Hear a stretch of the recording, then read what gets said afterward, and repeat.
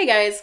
So I wanted to talk about something that I tweeted about very recently, a few days ago. I've been watching Jenna Marbles. The first video I ever saw from her, I think, was the airport one. I think there was an airport one, people I hate in the airport or something like that. And then she also had like how girls do this, how guys do this, that kind of stuff. So it wasn't really for me.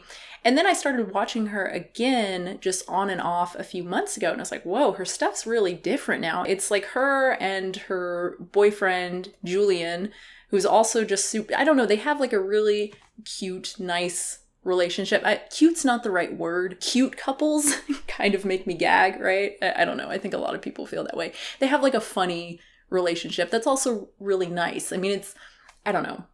I think you know what I mean if you've seen them interact. And they both just seem really happy and comfortable on camera. And that's fun to watch. And yeah, she just makes kind of like nonsense videos, cutting and coloring my own hair, which was really funny to me because I've never had anyone color my own hair. I mean, I haven't dyed my hair in like a decade, but when I was a teenager, I colored my hair all the time. I dyed my own hair this very red color. I was convinced it was auburn. It was not auburn, and it faded so quickly. And I dyed my hair so often, it just became so flat, and like I had all these hairs just sticking up. It was awful. And I finally figured out that that's why my hair looked like crap, because I was dyeing it all the time. So I stopped dyeing it and it just got so much better. But I do kind of miss that red color. Anyway, so she makes videos like that. And like, what did she do recently? She made those stupid life hack videos where everything's made out of hot glue. She made some like sandals out of hot glue. Point is, she is vegan. And I think I kind of knew that before, but I just never really looked into it. But watching her videos and watching some of Julian's videos, and they're often making food in his videos. I learned this because I watched Jenna's recent videos, her very recent one where they made soup, and she was talking about, you know, making this vegan, it was like hot and sour soup, and how they make food on Julian's channel. So I went to Julian's channel, and sure enough, like a lot of the vlogs, they're making food, and it's vegan food, like yummy vegan pasta. It's so cool to me to see regular YouTubers, like YouTubers who are vegan, but that's not the focus of their channel, right? Like someone like Anthony Fantano, living their lives, doing their stuff, making fun, cool content. And then every once in a while you get a dose of like, oh, hey, they're vegan. Oh, that's neat. Oh, she's making a recipe. Oh, that actually looks really delicious. I think I'm going to try it. I don't know. I really think this is possibly probably the best way to normalize veganism, right? Like my channel is obviously focused on veganism. I'm called a natural vegan, right? I mean, someone coming to my channel, they know what they're going to get.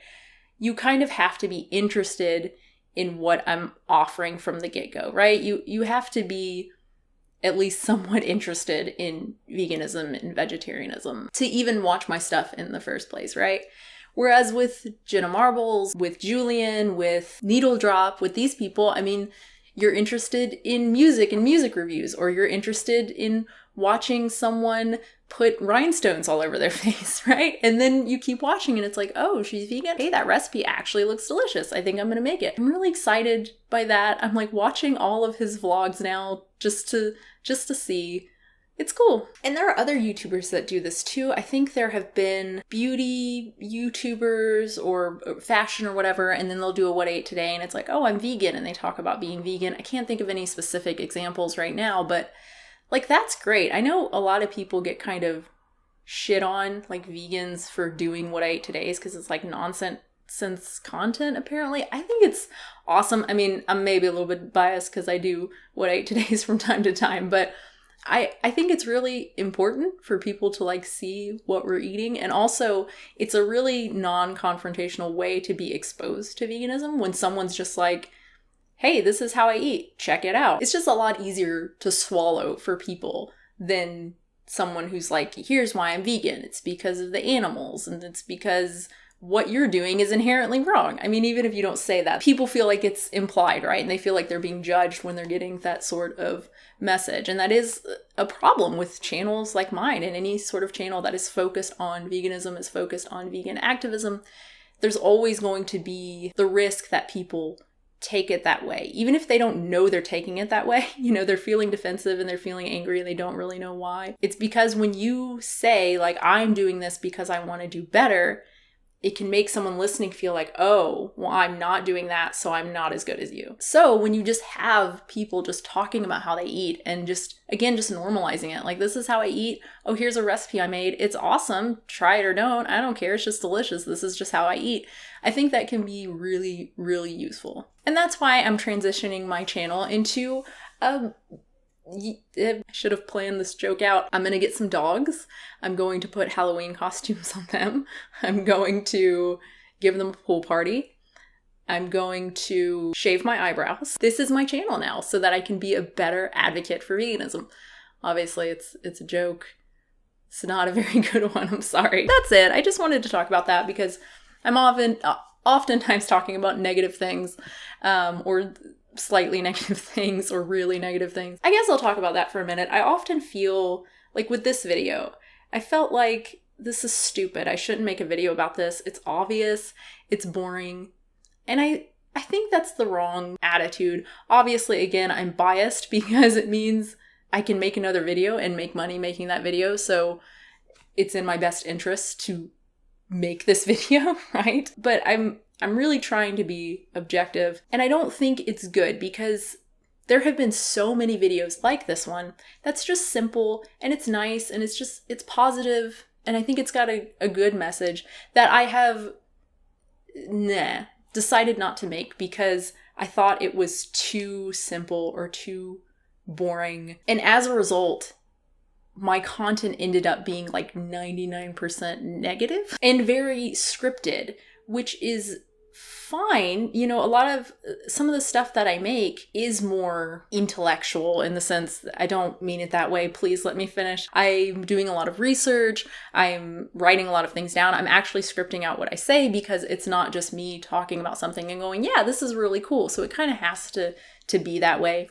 But I know that can get a little bit tiresome to watch. It can be hard to watch video after video of a 10 plus, 20 plus minute video where I'm just talking dead onto the camera, not being as loose, not being as personable really. I know that can get a little bit hard to watch. There's some videos that I go back and watch and the content's good, but man, it's a marathon getting through this. Like, God, I've already watched 15 minutes and there's 5 more minutes. I mean, I get it. And then of course the other thing is that a lot of my content was so inherently negative in the sense that I'm criticizing a lot of stuff, right? Or saying why stuff is wrong all of the time, which is good. And I will always do that. It's an important part of my channel. But I think switching it up with stuff like this, where I'm just kind of talking about, I think, important stuff, but maybe simple stuff, but it's nice to hear sometimes. It's nice to hear someone just go, hey, this is a cool thing that is positively influencing the vegan community, ultimately animals. Isn't that awesome? I think that's a good thing to do. But let me know if a lot of you are just like, we don't like this kind of stuff. Go back to the 30 plus minute video on why Splenda is okay. That's what we want to see. If you guys tell me that, then fine. That's what I'll do. That's a video that no one watched, by the way, and I put so much work into it.